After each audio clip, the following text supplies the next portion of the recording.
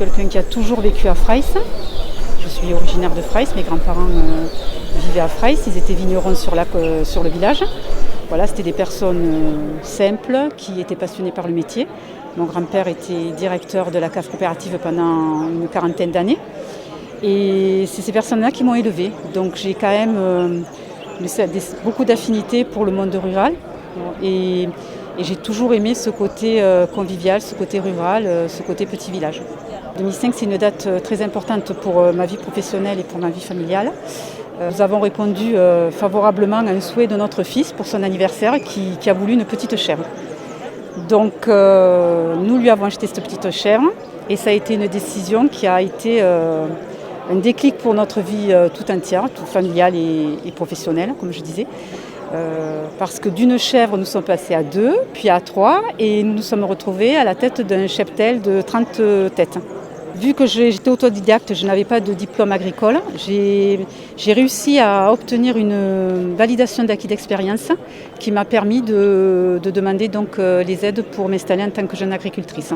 Moi, mes grands-parents m'ont toujours dit, il y a des valeurs dans la vie, il faut travailler, il faut croire en ce qu'on fait et il ne faut surtout pas se démoraliser et il faut toujours s'écouter soi-même. Alors le déclic de cette candidature, déjà je tiens à préciser, ce n'est pas une ambition personnelle. Mais alors pas du tout. On m'a toujours dit dans la vie qu'il fallait, que quand quelque chose nous chagrinait ou nous perturbait, il ne fallait pas marronner dans son coin, il fallait dire ce que l'on pensait. De ce fait, j'ai décidé de me présenter à ces élections départementales. Pas d'étiquette politique parce qu'en fait on se rend compte que justement si on en est là aujourd'hui, c'est malheureusement à cause des dérives politiques. Voilà. Parce que si cette alliance n'avait pas eu lieu, je pense qu'on ne ferait pas cette interview aujourd'hui. L'écologie, moi j'estime que c'est une très bonne chose. Quand vous regardez le paysage autour de nous, je pense qu'on est conscient qu'il faut prendre soin de notre patrimoine, de notre territoire. Je pense qu'on fait ça depuis des années, que ce soit les viticulteurs, que ce soit les chasseurs. Là, je veux dire, quand vous regardez un peu à droite et à gauche, on ne vit pas dans une décharge publique, quoi. On a un patrimoine et un territoire qui est magnifique. Donc je pense que de nous-mêmes, on est tout à fait capable d'en prendre soin. Il y a d'énormes efforts qui sont faits du côté viticulture et les chasseurs aussi, ce n'est plus les mêmes chasseurs qu'il y a 30 ans.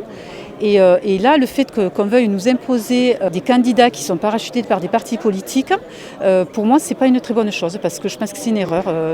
On n'a pas besoin d'une politique nationale sur notre canton, quoi. On est un canton rural, l'écologie, il faut l'adapter et pour moi, c'est impensable que l'on puisse arriver à de telles extrémités. Parce que pour moi, ce n'est pas des valeurs et ce n'est pas adapté à notre territoire, quoi. Nos grands-parents étaient déjà des écologistes dans l'âme. Moi, je me rappelle mon grand-père, qu'est-ce qu'on utilisait ? On n'utilisait pratiquement pas de produits, on utilisait du soufre, on utilisait la bouillie bordelaise. On prenait un pic, comme on dit chez nous, une échade, et on enlevait l'herbe autour des souches. Voilà, donc faisaient déjà de l'écologie à leur façon. Hein. Et je pense que les personnes qui habitent sur ce territoire sont des écologistes. Les gens ont besoin qu'on les écoute. Ils ont besoin qu'on prenne en considération leurs attentes, leurs convictions. Et malheureusement, on se rend compte qu'en fait, on est dans un monde où les personnes qui sont à la tête, qui sont actuellement conseillers départementaux, ne sont pas à l'écoute de ces gens-là. Voilà. Donc il arrive un moment où, que ce soit n'importe quel actif ou n'importe quel viticulteur, on reste dans son coin, on est plus ou moins dégoûté, on n'ose plus dire ce qu'on pense. On le voit, on a plein de personnes qui nous disent on avait des idées, mais puisqu'on ne nous a jamais écoutés, en fait on ne dit plus rien. Oui, c'est désabusé, c'est une habitude, on ne cherche plus à essayer de proposer. Mais nous, on leur dit simplement la vérité. On leur dit que nous, ce qu'on veut, c'est dynamiser ce territoire, prendre en compte les considérations des personnes, être à l'écoute des gens, et sans parti pris, aucun, parce que ça c'est important aussi, voilà, et faire comme on a toujours fait, c'est-à-dire être soi-même, quoi. On arrête de rêver, on agit sur le terrain, voilà. Il y a des compétences. Il faut les appliquer, il faut que ces compétences elles soient distribuées sur tout le territoire. Il y a 54 communes, il y a des communes qui ont 1000 habitants, il y a des communes qui ont 20 habitants, mais il faut que les compétences elles soient identiques sur toutes les communes, voilà, sur tout le territoire. On ne peut pas se permettre d'avoir des services à des endroits et dans certains lieux un peu plus retirés, laisser des gens qui sont en souffrance. Ça, c'est pas possible. Pour moi, c'est inadmissible. Cet après-midi, on était dans une toute petite commune de 20 habitants et je disais donc au conseil municipal, si on est élu, sachez une chose, c'est qu'on ne vous laissera pas tomber. Donc le fait peut-être d'être dans une petite commune et d'avoir une certaine catégorie de population, voilà, de personnes âgées, on se rend compte qu'il y a des oublis, il y a des manques et ces gens-là qui ont quand même travaillé toute leur vie, qui ont travaillé dur, il faut le reconnaître, bon, qui ont réussi à se payer des petites maisons. Et quand elles arrivent à un moment de leur vie qui devient plus difficile, on leur dit vous ne pouvez pas rester chez vous, il faut aller à maison de retraite. Parce que les services d'auxiliaire de vie, les services de portage de repas à domicile, et chez vous, vous ne pouvez pas les avoir. Ça, c'est pas normal. Ça, c'est inhumain. Pour moi, ça, je ne peux pas le concevoir. Je ne renoncerai à rien. J'essaierai de m'adapter comme j'ai toujours fait. Charge de travail supplémentaire, mais je ne vais pas renoncer ni à ma vie personnelle, ni à ma vie professionnelle. Je vais m'adapter. Voilà. Moi, je suis avant tout maman. J'ai des enfants, qui sont grands, mais ça, c'est ma priorité. Donc, c'est ce qui passera toujours en premier.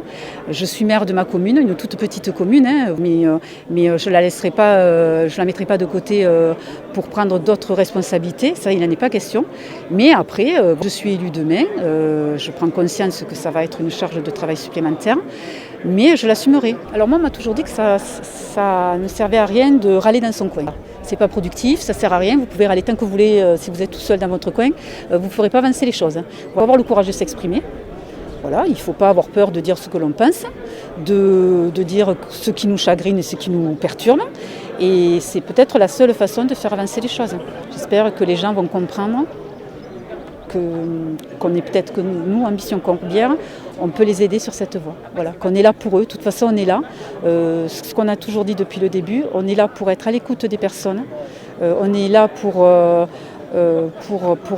la volonté de faire en sorte que ce territoire soit redynamisé et sans parti pris et avec la meilleure motivation et la meilleure volonté possible.